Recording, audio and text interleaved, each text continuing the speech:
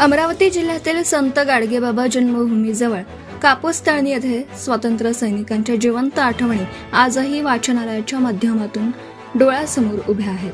कापूस तळणी गावाची लोकसंख्या 11,000 पेक्षा जास्त आहे. या ठिकाणी भव्य दिव्य ग्रामपंचायत कार्यालय असून या गावात सर्व जाती धर्माचे नागरिक वास्तव्यास आहेत.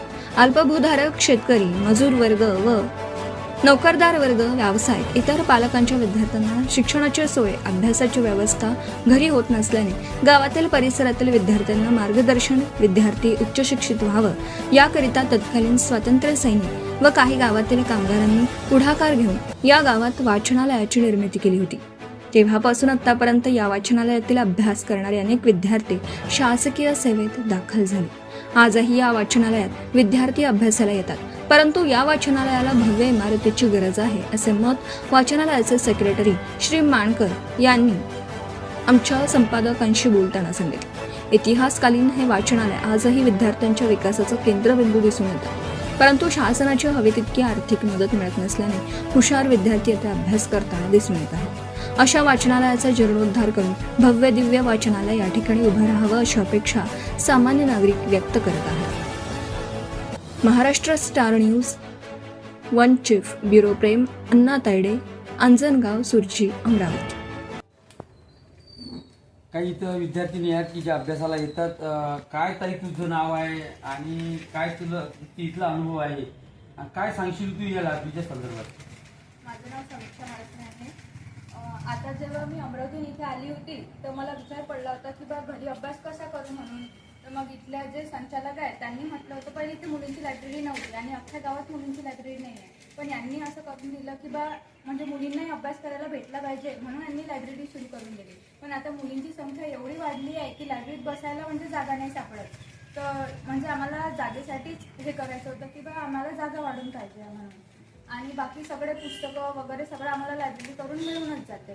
त्यामुळे सगळं व्यवस्थित आहे आणि सगळं चांगलंच आहे. काय तुमचा अनुभव? अभ्यासिकेमध्ये आल्यावर अभ्यास खूप छान होतो. म्हणजे 9 ते 10 तास मस्त आरामात अभ्यास होते. घरी होत नाही जसं आपण करतो, घरी कॉन्सन्ट्रेशन लागत नाही, पण इथे आल्यावर 9 ते 10 तास आरामात स्टडी होते. आणि पाण्याची पण व्यवस्था आहे. फक्त एक आहे की इथे जर कंपार्टमेंट असते तर आणखी सोयीस्कर झालं असतं. अशी तुमची अपेक्षा आहे. काय सरांनी सांगितलं की बोलता बोलता की खूप श्रमातून आणि कष्टातून हे वाचनालय सुरू केलेलं आहे.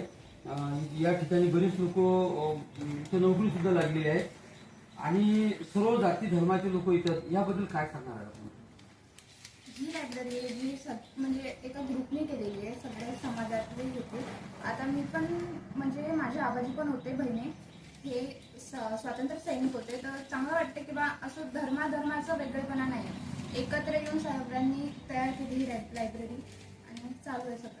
आता काय तुमची अपेक्षा, इथे काय व्हायला पाहिजे? तेच जागा, कंपार्टमेंट, त्यांनी विद्यार्थ्यांना अजून सोयीस्कर अभ्यास करायला. सध्या तर होतच आहे. आणि माझं नाव आनंदी बहिणी आहे. मी इथं 10वीत आले होते. माझ्या घरी अभ्यास म्हणजे इथून अभ्यास केला आणि मला 95% भेटले. सध्या मी 12वीची तयारी करते. या होते विद्यार्थिनी आणि सर्वांनी आपले मनोगत व्यक्त केलेले आहे. अपेक्षा हीच आहे की प्रशासनाने, खासदार किंवा आमदाराने या लायब्ररीकडे विशेष लक्ष देऊन विद्यार्थ्यांच्या सर्वांगीण विकासाकरिता किमान या लायब्ररीसाठी भव्यदिव्य इमारत उभी करून द्यावी, यांना सुचोई उपलब्ध करून द्या, इतकीच येथील विद्यार्थ्यांची व नागरिकांची मागणी आहे.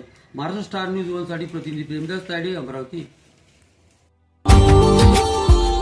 Subscribe now and press the bell icon. Never miss an update.